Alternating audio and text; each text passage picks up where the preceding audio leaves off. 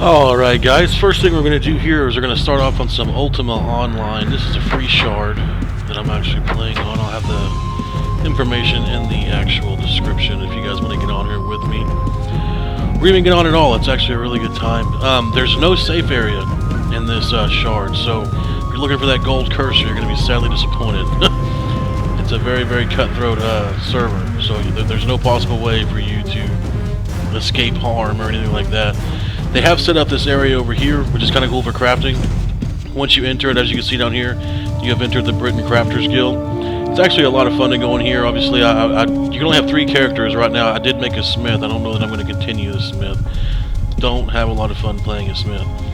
But what I'm about to do is we're going to go over here to the actual graveyard. The last thing I want to do is see you guys watch me get killed, but we'll see. But this is the graveyard of Britain. It's a very, very old school game, guys, obviously. As you can see, the graphics on it are a little outdated. The fun of it has never stopped for me. I have actually changed my settings to where when you hit tab, you enter combat mode. And obviously, you can actually adjust that yourself. Double-clicking on the mob, or the corpse, will allow you to see the loot actually on it. So that these guys are known for dropping bone, very little gold. But this is a great place to go if you're new, especially because it's so close to town. If for some reason you do end up getting attacked by a player killer or a PK, or here we call them Reds because their name will actually show up in a very bright red, you can actually run right back into the city and the guards will actually protect you. So what I'm going to be doing is I'm actually going to be running out this way to see if I can't find a little bit bigger game. Now see, this guy's name is in green. That means he is actually a new player. New players are not able to be attacked by certain player killers or reds, and they also get, I think, stat increases as far as like how much skill points they're actually going to be able to obtain in a certain amount of time. So as you see, you left click and you can pull up their HP bars. I've got mine right here. Now this is not a fresh character, obviously. I've got a couple of skill points and a few things. So the ogres aren't going to be a huge challenge for me, but over the actual Christmas break, they had a phenomenal thing called it's seasonal monsters. So you had like Christmas ogres and that kind of stuff. Now, they don't change aesthetically, but what you will find is that they do drop better loot. So when we go into the inventory of this guy, as you can see, he's got several bags.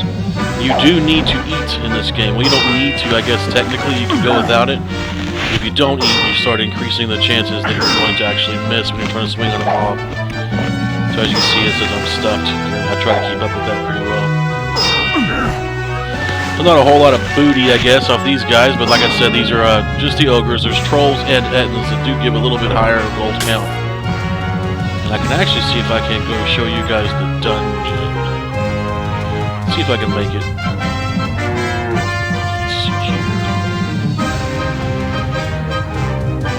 As you can see up on the top right, you've got a very, very large compass here. I actually made it a little bit bigger for us to be able to see. So it's very easy to get around in this game. And once you actually get high enough on your skills, majory, you're able to recall in and out of certain areas as long as you have a rune or a rune book to mark that area as someplace that you'd like to go. So when you come up this way, we're going to go through this little trail. And as you can see on the radar right there, we've got a couple of houses in the way, but then we've got a cave entrance. Now once you enter this cave, I've died here so many times. The actual reds here, they do come here quite often. For the simple fact that they get a lot of gold off of the characters that are killing the etnas or whatever else it is. And there's several levels to this dungeon as well. So it can be a lot of fun to come down here, especially if you have a couple of people you want to play with. I actually really enjoy this game a lot. I played it back in, oh my god, it had to be 99. So almost 20 years ago, I've been playing this game. Now obviously it's changed a whole lot. The live servers themselves, I don't enjoy them as much, just because of the simple fact I think they overcomplicated a lot of the stuff. Whereas I really enjoy the simplicity of what this game has to offer, versus the whole we know World of Warcrafts or EverQuest or anything like that, which I do play as well. So down here we're going to see the Earth Elementals. Now these are a little bit tougher than the actual etnas themselves. But one thing you will notice also is the actual gold they drop is much more. It's almost double, I think, what the actual etnas drop. So So for a reasonable amount of effort, you can kill these things pretty quickly and still gather up enough gold. Now what I'm trying to do right now is gather enough gold to where I can get my first house. And typically you can do that with somewhere around 60,000 for a decent size one. And once you get a home, the whole world kind of opens up to you because you no longer have to go to the bank to store your things.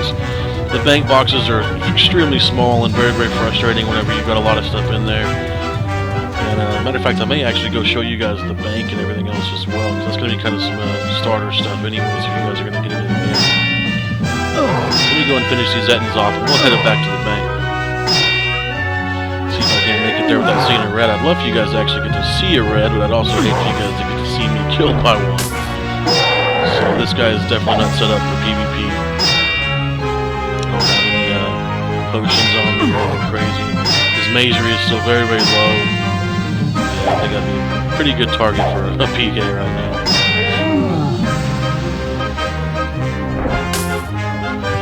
But let's go ahead and head out of here, and we will head back towards the bank area.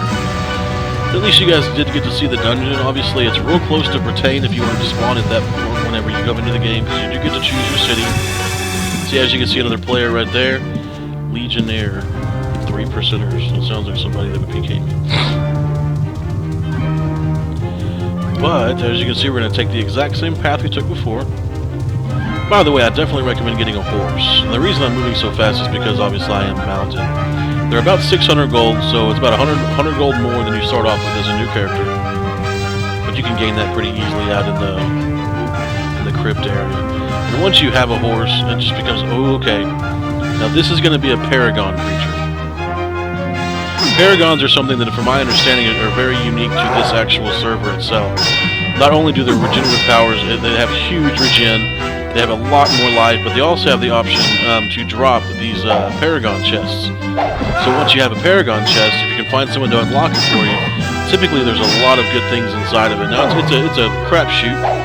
It's going to depend on exactly what's going to be in there, but if you can unlock it, I've heard of people getting black dye tubs, all kinds of crazy things you can actually receive from the Paragon Chests. And they look really cool. They're different colors, and obviously they're a big chest, so it's kind of cool to have one in your home whenever you do get that, just because you do have the ability to put those in your house. See what I mean? I was just waylaying through those other Ettins, and this guy's, I mean, he's hit me pretty hard. He's got a lot of HP. So a couple of these things stacked together could be really, really dangerous. Or even one of these with a couple other things on you, because you want to make sure that you kill everything else around, because this thing's regen is so high that if you switch targets for even a second, see, I didn't get a Paragon Chest. That's 774 gold. That's a good amount, considering it only takes about 60,000 to get your first home. So that's really almost about 1/60th of exactly what you have to have right there off of one creature. So a couple of good runs through the dungeons, a couple of good runs out here. And as you can see, I am literally heading straight south from where that cave was. And what you're going to see on the map is, boom, you run right into the actual graveyard of Britain. It's just I always spawn in Britain or Trinsic, but Britain is probably my favorite, just because it is the central hub. A lot of people come here, and whenever you see the bank, you'll wonder what free server this is, because there's a ton of people at the bank. We're going to run through here. Now, as you're going through, there's a couple of different areas you can actually bank at in Britain. But my favorite area to bank at is going to be right down here, because it is considered the main bank. Oh, see, some people are trolling over here. They got some hay bales set up, so you have to walk over and through. But as you can see, there is a ton of players at this bank. If I had to put a finger on it, I'd probably say somewhere closer in the vicinity of 40 to 50 players sitting right here, just at the bank. So you've got the green players, the young players, you've got the experienced players. This guy's riding a fucking dragon. That's pretty cool. But when you go to the bank, you don't just access the bank by clicking on something, you have to type in bank. Now these are those Paragon Chests I was telling you about. See, that was 3,000 gold, and I was out there for no time at all, so I've got 30,000 there. I could technically go get me a home. I think I may actually wait to see exactly where I want that home to be, because that's actually a really big decision. But as you can see here, I've got Paragon Chest here, Paragon Chest here, Paragon Chest. You know, I've got a ton of these Paragon Chests. Chest of Christmas Wonders. See, it just appears to be locked. Now, I've actually got an Ettin right here. This is a very, very rare drop off the actual Ettins. but when you set it in your house and you turn it to on, every time someone walks past your house, it'll make ending sounds, which is kind of corny, but I think it's pretty cool. But yeah, this is going to be the bank. Now, one thing you may need to know, just for a heads up, is, and I'm about to show it to you right now, right here, right next to the bank, is where you make bandages. So if you choose to make a melee class, this is going to be where you need to go, probably at least every 2 times you come back into town, because you run through bandages pretty quickly in the beginning. As you can see, I'm down to 69 bandages right now. We're going to come up here. Oh, okay, one more thing right here. This is the diamond cellar, or the jewel cellar. In the actual caves, or in the dungeons, those earth elementals, if you take the time to pick them up, you can get gems off the actual earth elementals, so that 200 gold or whatever they drop can turn into a lot more very quickly if you actually go back and actually sell those things to the gem vendor. Now this is very important. This is going to be the healer of Britain. Now what this guy does is, whenever you die, inevitably it will happen. This game is very unforgiving.